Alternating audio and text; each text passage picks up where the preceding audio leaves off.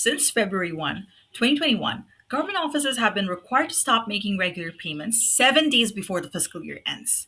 The idea was pretty simple. If you remove the option of spending everything at the very end, offices should start planning earlier. At least that was the hope.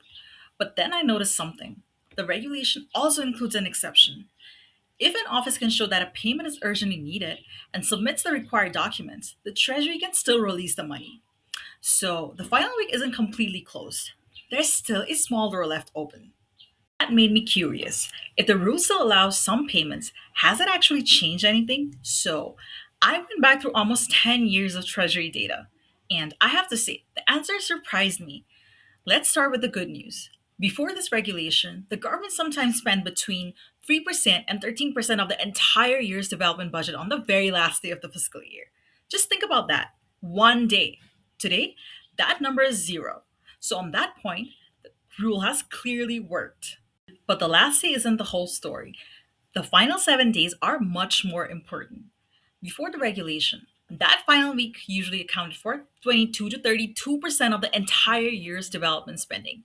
When the rule was first introduced, I expected that number to drop immediately. It didn't.